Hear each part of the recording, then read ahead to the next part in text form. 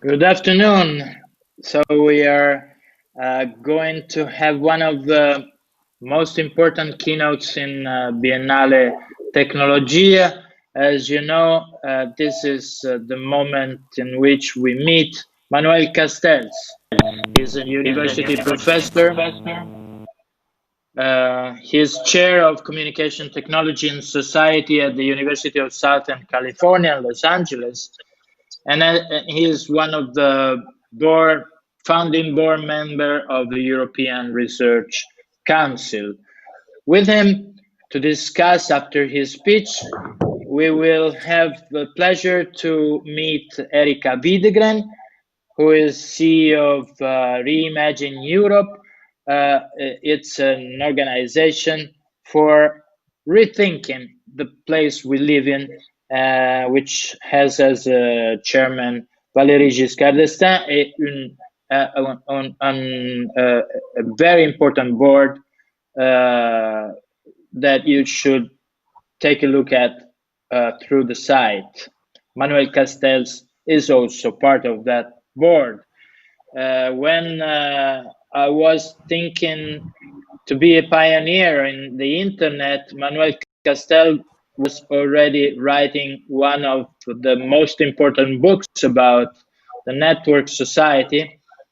And I would like to give the floor to him for this speech.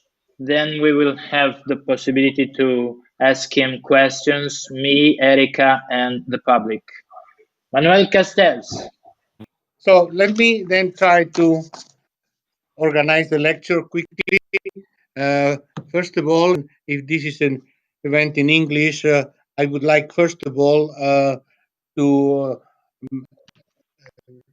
ringrazio il rettore Guido Saracco e la mia collega Widegren per la opportunità di parlare con lei, con loro, una città come Torino che ho conosciuto molti anni fa e che sempre la mia memoria è stato un punto importante del rapporto intellettuale. Therefore, I really appreciate your invitation, and I will try to address the topic that you and I to develop is the notion of this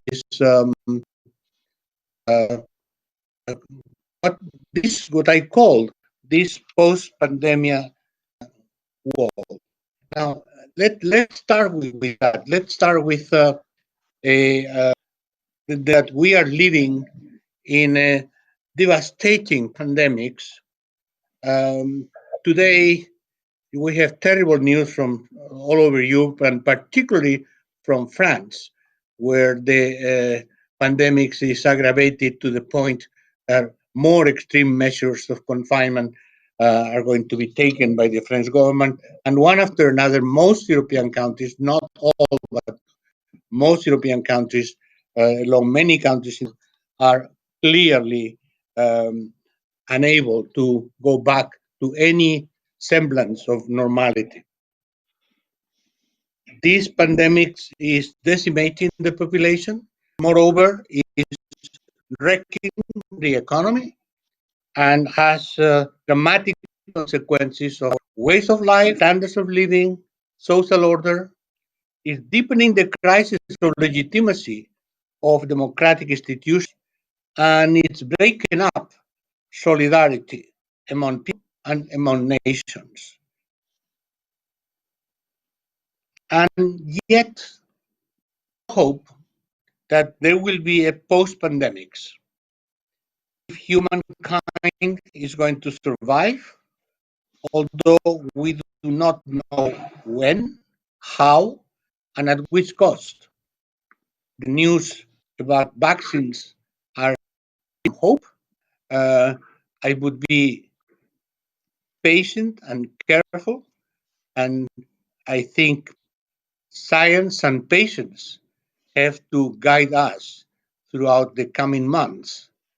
In any case, yes, at some point, in some way, there will be a post-pandemic world. And it's evident that therefore, thinking in terms of which kind of society will emerge from the multiple crises that we are experiencing,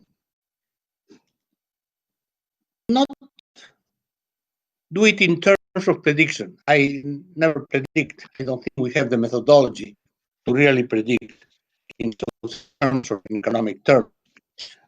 Instead, what I will try to is to identify the features of the processes that are pandemics, because the process of managing the crisis contains the embryos of the post-pandemics world, both in negative and in positive.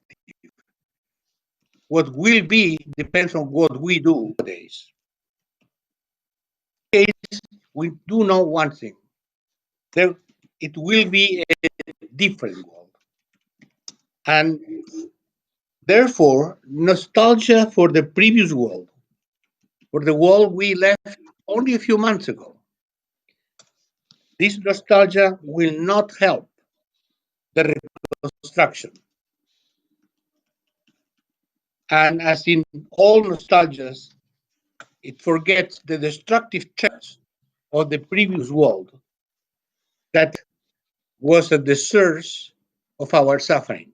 The seeds of our current suffering were in that world. Humans, we tend to defend ourselves, but by forgetting what is too painful. And in fact, supposed to find another remedy for to explore the avenues of hope, of new hope for a new world.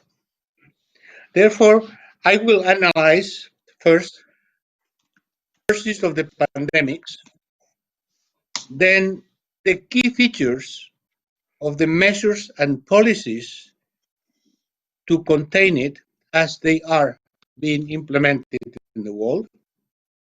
And then I will elaborate on some of the key characteristics of the new social order emerging now. I apologize for some elementary remarks first in identifying the sources of the pandemics. We know one thing.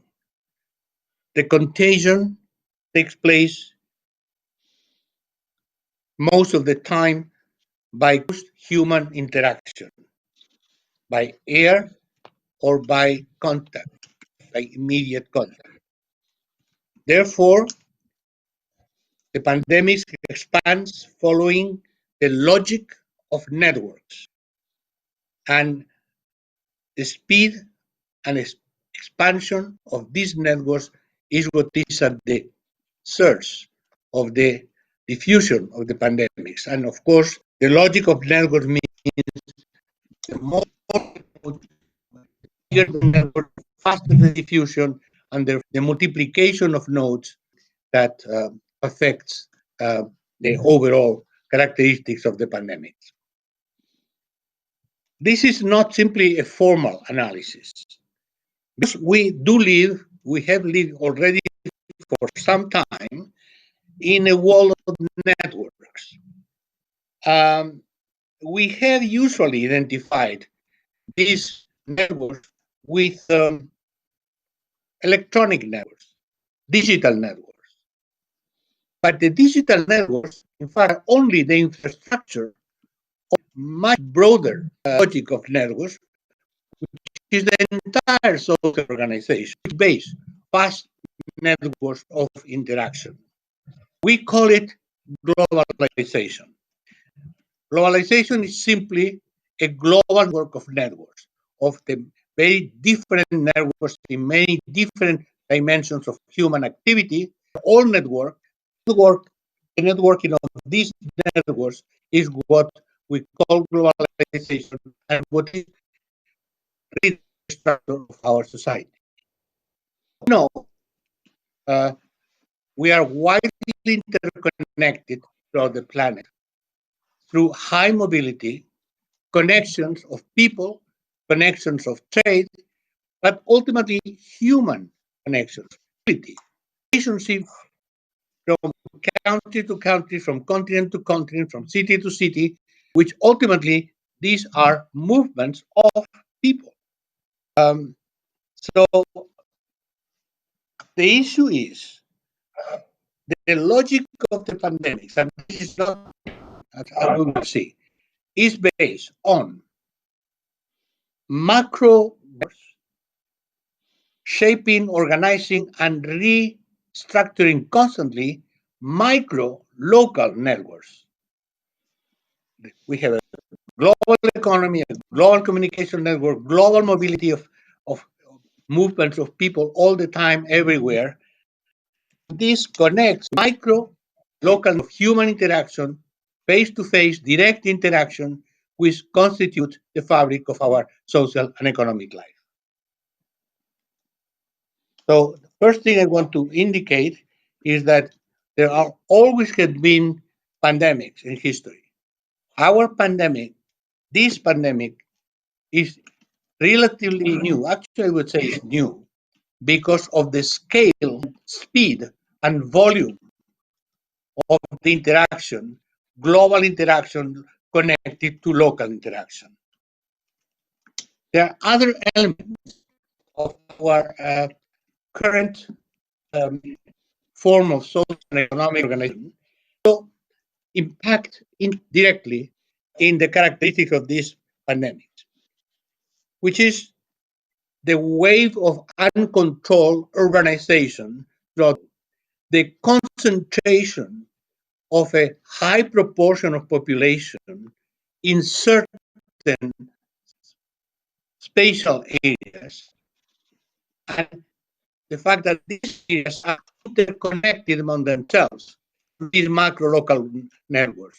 Now, the uncontrolled urbanization of the world means unchecked, unforeseen penetration into the nature, into wild areas, and the absorption of large portion of natural territories into metropolitan areas with people and adding millions and millions and millions of people in a real small space. This actually leads to, among many other things, to the expulsion of any species in general out in the environment and the increasing contact between different species and humans. This is known that has been at the source of different limited but quite devastating in recent years. Ebola, SARS, MERS. In all these cases, there has been an unprecedented contacts between different species with humans, including into this industries of animal farming in different ways. We know the major drama in Denmark and has beyond in terms of minks, in terms of the virus of the virus in the minks and the contagion between minks and humans.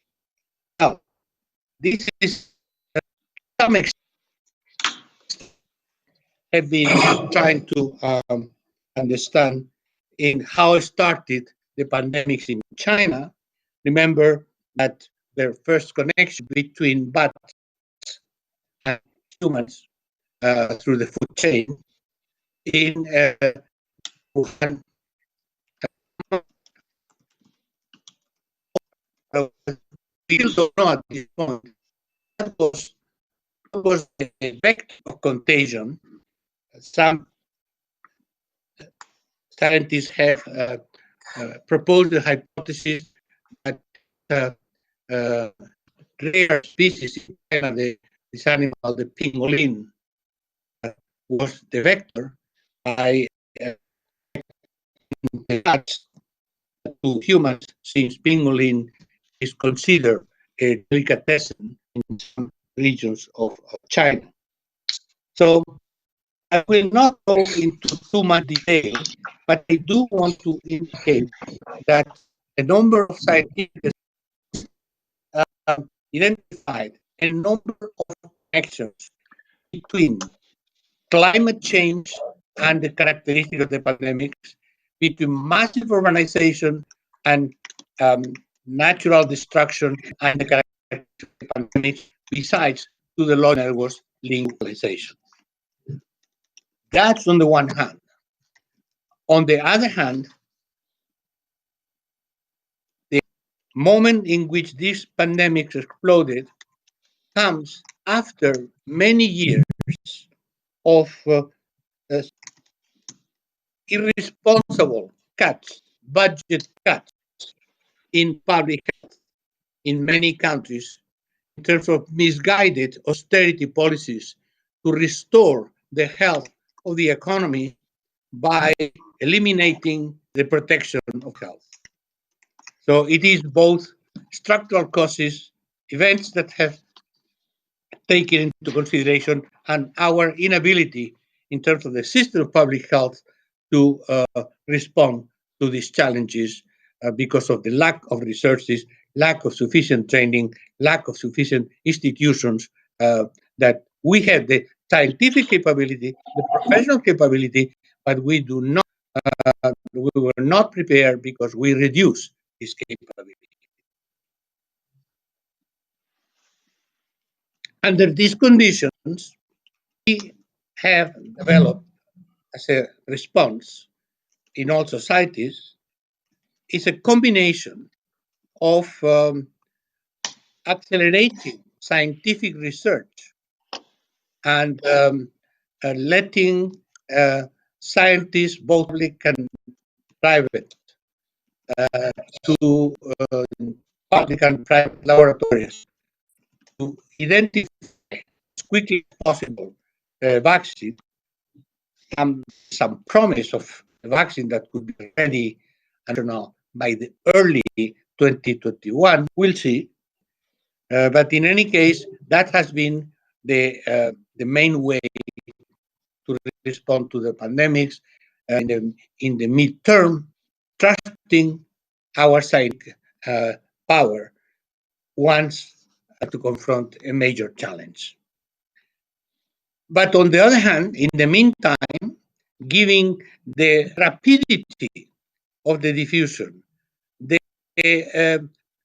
growth networking capacity of the virus, precisely because of the structure I mentioned, the only way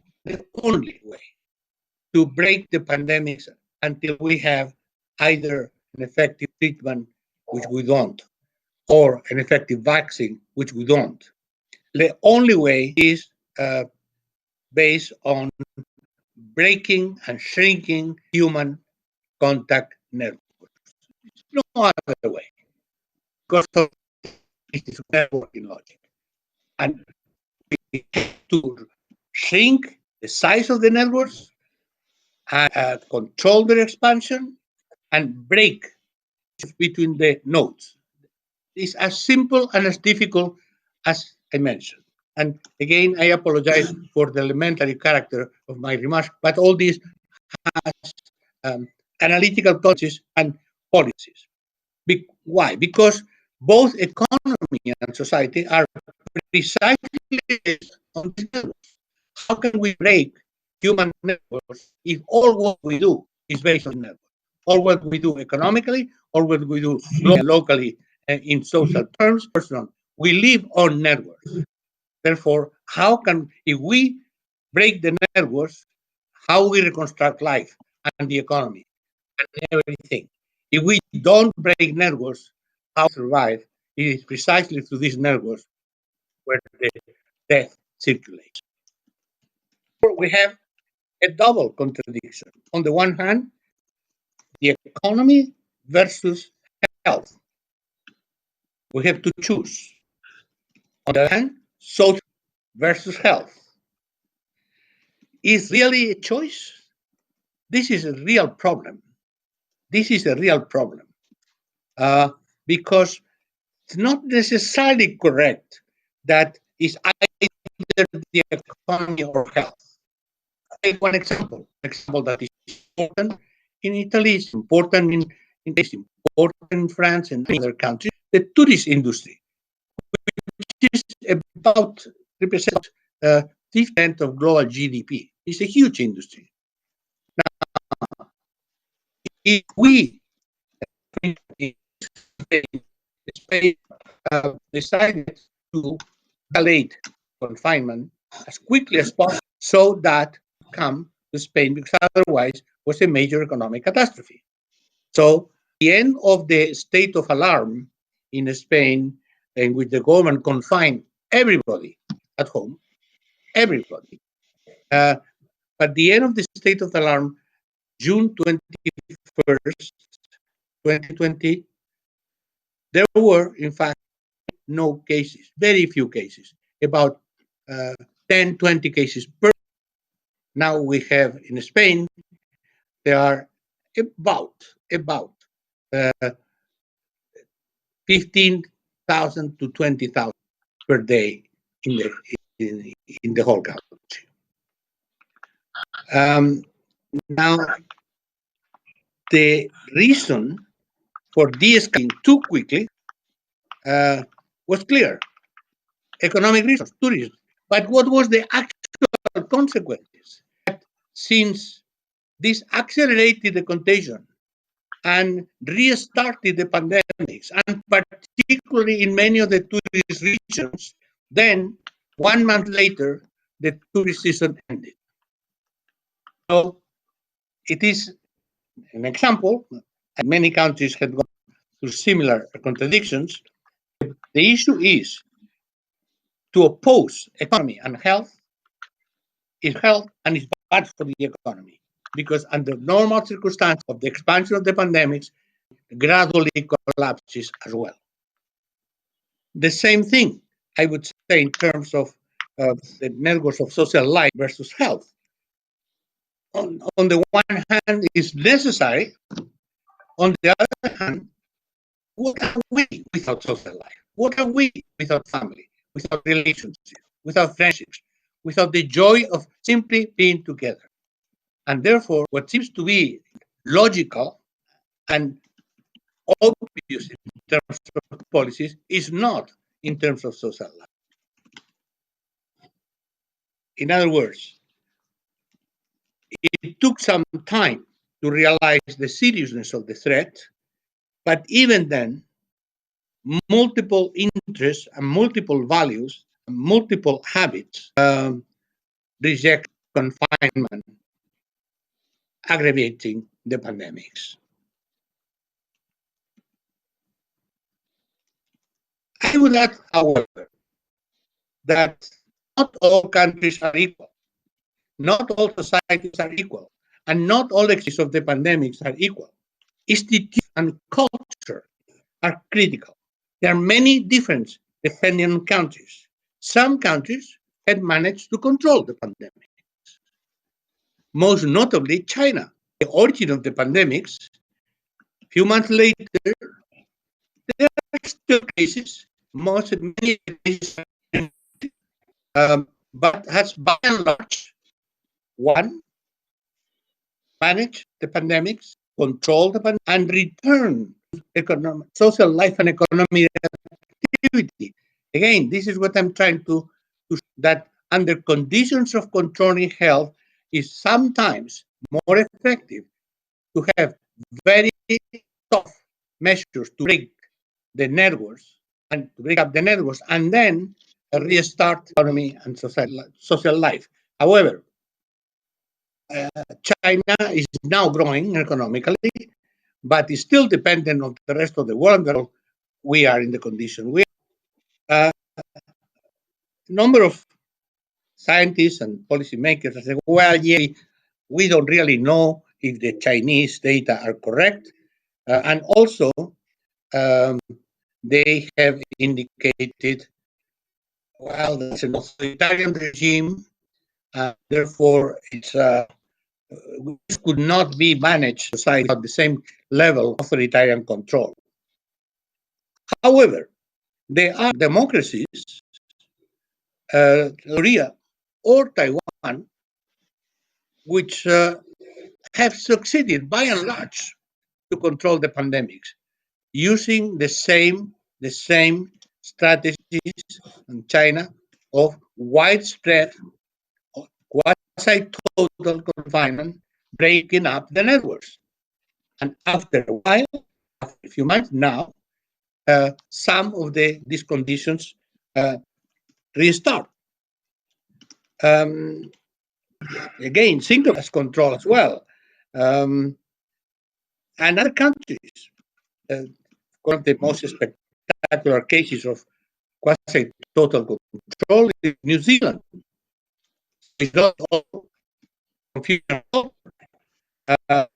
In America, there is a sharp country in Brazil, which is an absolute catastrophe because the President Bolsonaro is a negationist, and little Uruguay, which is exactly on the border of Brazil, and has large control the pandemics, not entirely, but it much less impacted Brazil, Argentina, or Chile, or based on civic culture, a relatively well-developed for Latin American standards public health system, a good education for the population at large, and the ability to combine from the very beginning of the pandemics self-confinement, strong government measures when necessary. So there is a combination of conditions of either authoritarian institutions or cultures, emphasizing the collective versus the individual and the existence of a strong civic consciousness. So ultimately, and some people argue, is not West versus East necessarily, but social responsibility of the collective norm versus individualism and unlimited individual freedom, the norm, and the cultural norm. There is the point, and how all this goes into different cultural areas of the planet, more complicated interaction. But I'm just simply emphasizing, one, that culture, two, institutions are extremely important in how the pandemics evolve. So it's not necessarily the same for the entire human. And second, that this is not equated to being Asian or not Asian, because it depends on confusion or not confusion, because it depends of cultural and institutional conditions that is in other countries. In most of the world, there is an increasing contradiction that ultimately becomes conflict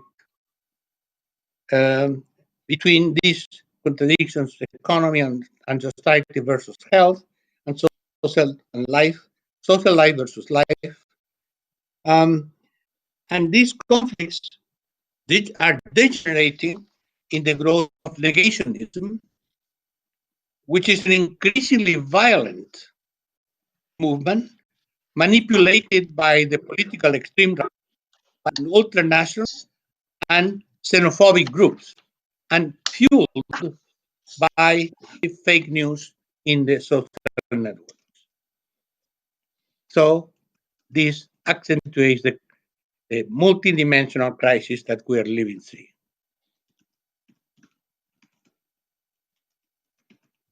The new possible world emerging is being shaped, it will be shaped by the trends that are developing during the pandemics, that they are here to some positive, some negative, and the combination and the oscillation in the two will depend largely on the and ultimately politics of each society. We cannot deny, for instance, that the explosion of the pandemic in the States was linked to a negationist presidency under Donald Trump, and that the hope in many, many sectors of the American population, in the world at large, is that the coming to power of an administration that will give priority to managing the pandemics in both scientific and terms changes the situation. The trends that have emerged during this year, remember, it's just this year. We are only less than 1 year to the pandemic, and looks like we completely changed our existing. There's, but I want to emphasize, there are many. I want to emphasize a few of them. In people's consciousness at large in the world, the part so much criticized under the moment in which it appeared that market logic is the only logic, and that the public sector should be reduced to a minimum expression. This has changed. In the entire world, now it's clear that the public sector is the core key infrastructure for life. We depend for our as humans of a strong, dynamic, efficient, scientifically based, and organization managed public sector, particularly in terms of health. But not only in terms of education and for people to understand new logics and to relate ourselves and reprogram ourselves. In terms of the university system, of course, both in terms of education and research and training of professors, in terms of social services to cover all the needs of the population, in terms, for instance, of care policies for dependent people in human terms. We know in many countries, certain Europe, many deaths have taken place into a nursing home, which in many countries have been simply a way to marginalize the old people and let them die practically alone in these nursing homes, many of which were private nursing homes, for-profit nursing homes, and there is plenty of scientific evidence of that. What we know now is that there is a tremendous emphasis in the social consciousness that we have to change our old age, that we have to increase new forms of taking care of old ones. We have to change toward a new system which is not only more human but effective, and not let it, but to reconstruct in the entire age policies on the basis of a public logic, which doesn't necessarily mean institutions, doesn't necessarily mean public nursing homes, means a policies that are expensive because of personalized care for people who have spent their life producing what now we have. Second major transformation, there has been an accelerated transition to full-scale digitization. Full-scale digitization. Now we have, by and large, fully digitized activity in most of the key domains of our society. Teleworking, teleteaching, media, telebusiness, tele-restaurants, unfortunately, tele-administration, telepolitics, teleculture, and telescience and interaction. That's exactly what we are doing at this point. Each one of these teles is, in fact, a shorthand for a whole range of new problems that we are managing. We are learning how universities can work and work with quality on the basic digital network.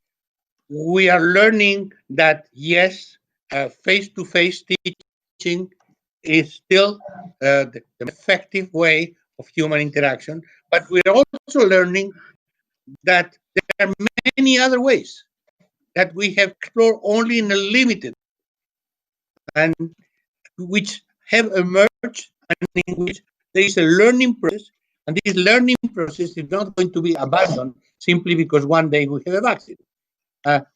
We go for a digital network university system, but we will be able to connect what is the logic of digital networks with other logics, practical teaching practices to be undertaken in face-to-face terms, but clearly there is something new has happened.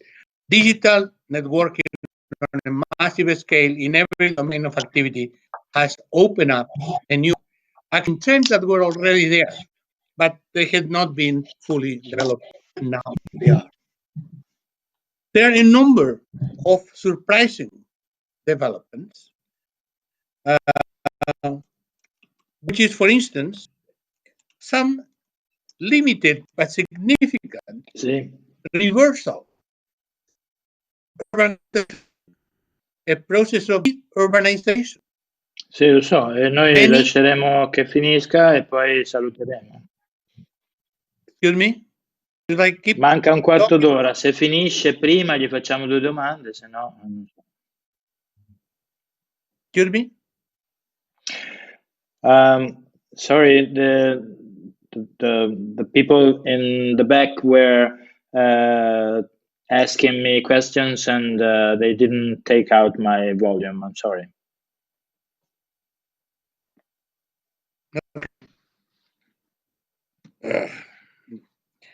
Now, what I would like to mention is that a number of companies have moved out of the main metropolitan sites, offices, and go into small towns, really distant from the main metropolitan centers,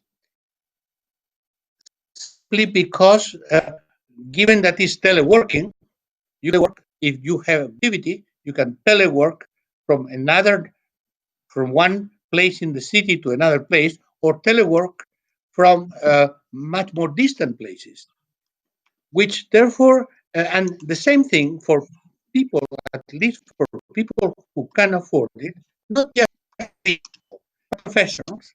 They have started a movement all over Europe in which move out of town to villages or small towns where housing is much cheaper, more space, is better for the children, and in a moment in which both wage-earning members of the household telework and their children have to study through tele-school, it's much easier. And in fact, one way to alleviate the trend of stress, to do it from a relatively large house at least a larger house in a village, which costs much less in every way. Has for the moment limited, but it's a significant phenomenon. In a real estate boom that were being depopulated, and this maybe will change back to the previous situation of everybody congested in a few metropolitan areas, or not, because much depends on the fact that many of the service jobs, many of the office activities, which are the majority of employment in our societies, will be able to be managed at distance. All companies and public administration have adapted to some extent to this form of work. And since they are already in this teleworking mood, professionals and clerical workers, not just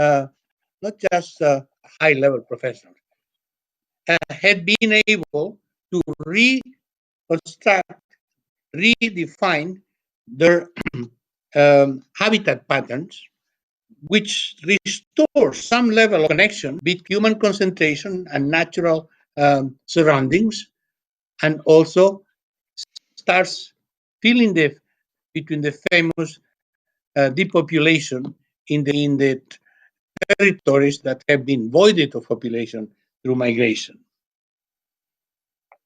Significant sectors of the economy are changing. As I mentioned before, the crisis of global tourism.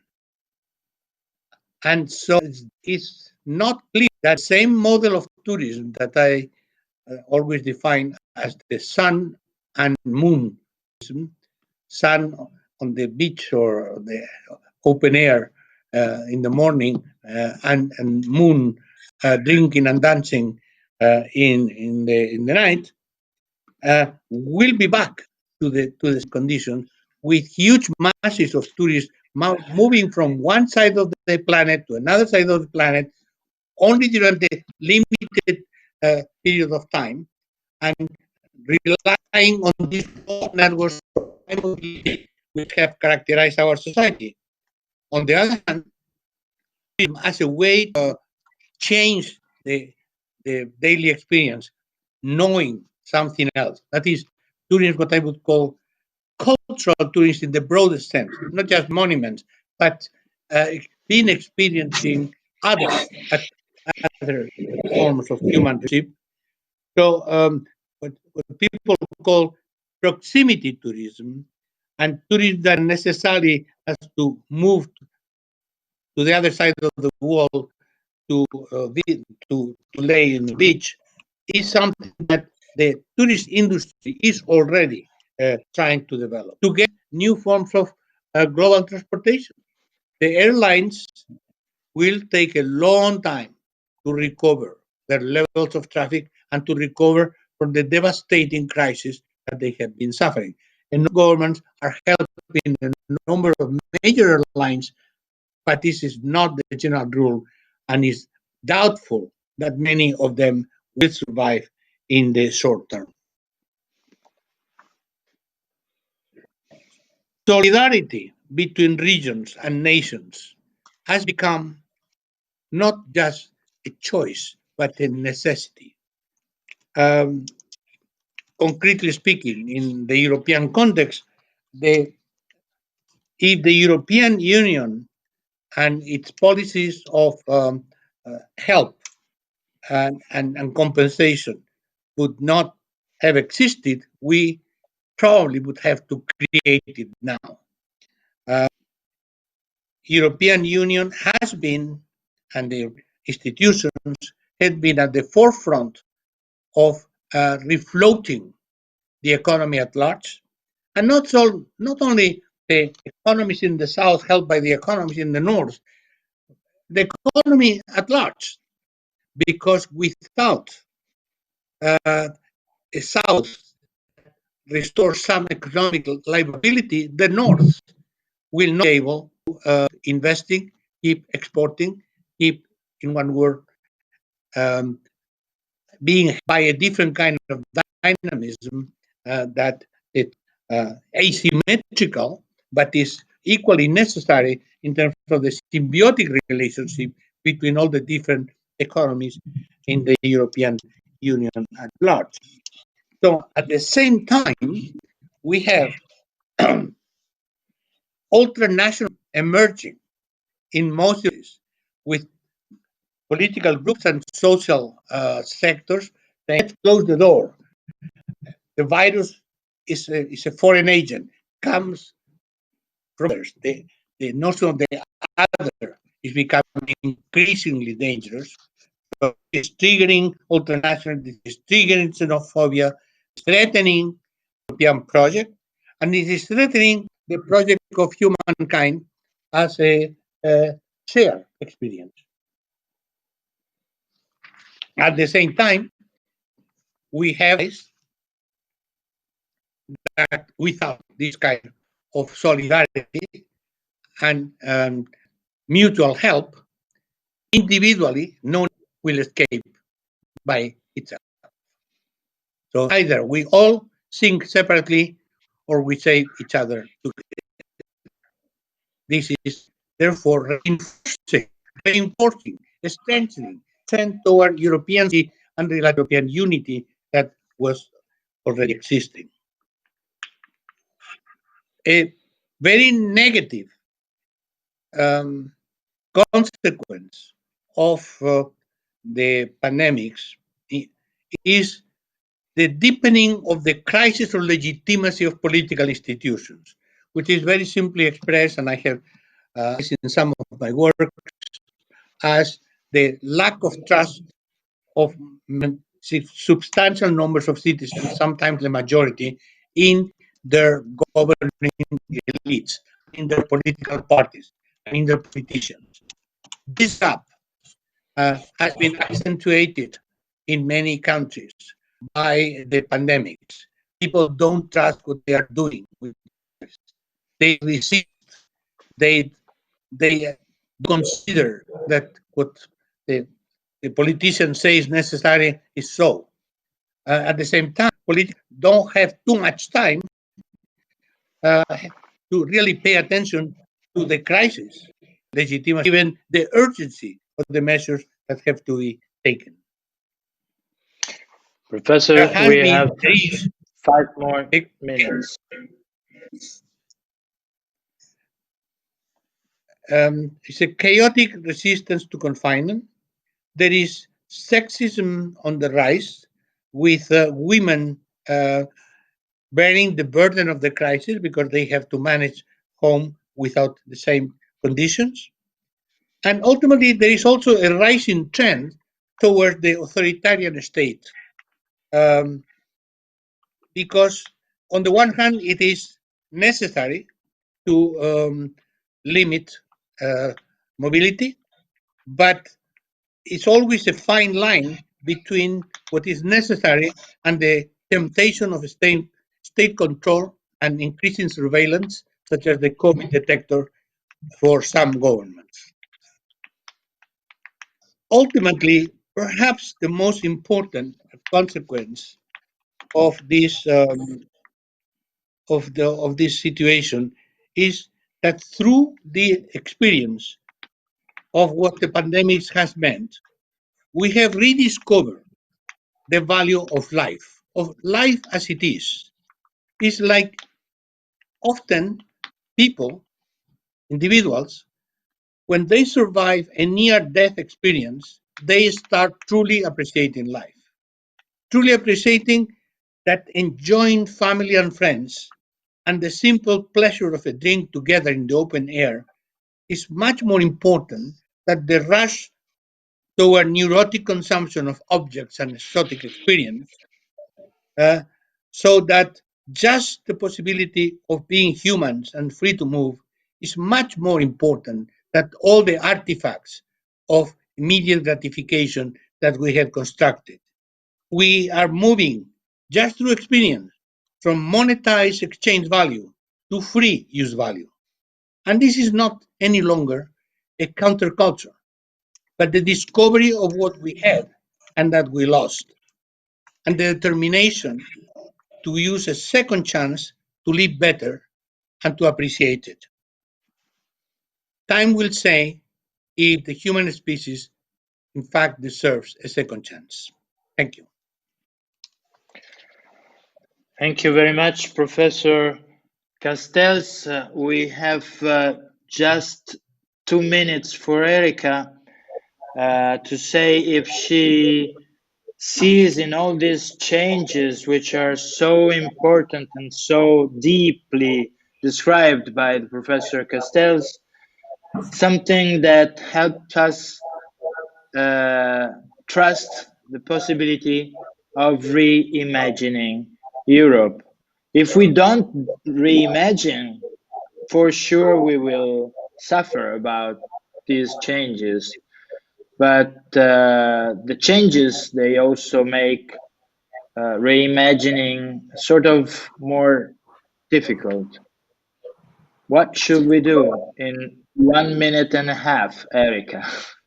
Well, thank you very much. I have to say there's so much to unpick, and there's so many comments I would like to make. But 2 years ago, at an event on democracy in a digital society, Professor Castells said something that I think epitomizes what we said today, and that is that Europe is in danger for lack of new ideas. And I think this crisis is really underlining the need for new ideas, the need to rethink our society. And whilst before we knew we had to, but we could still go along with our previous way of life, we are now forced to rethink. And I think that many of the points that Professor Castells did are so relevant, but I would like to end with his one sentence, which I think epitomizes everything that he mentioned, which is, right now, in how we choose to act, we decide who we will become in the future. And I think we need to be aware of the responsibility we have in the choices we make in the next months and few years of who we want to be as a society, how we relate to solidarity, how we relate to equality, and how we show what kind of society we want to be in the future. So we need a lot of new ideas, and we need to work hard to achieve that. But I think this is not only a challenge, but there is also an opportunity in all this darkness that we see around us. Thank you, Erika. Thank you, Professor Castells, for your keynote speech, and thank you, Erika, for your remark. I want to say to the public that Erika will be tomorrow again at the Biennale Tecnologia on Saturday at 11:30, talking about next generation EU, innovation, reforms, and challenges for Italy, for Europe. So please come back tomorrow at 11:30 if you want to hear more of Erika and what she can tell us, and it's her thoughts and the ideas that she's bringing about with reimagining Europe. Thank you again. See you next time. In 1 minute, we are on with Enrico Giovannini again to talk about energy and sustainability. Bye-bye. Bye. Bye.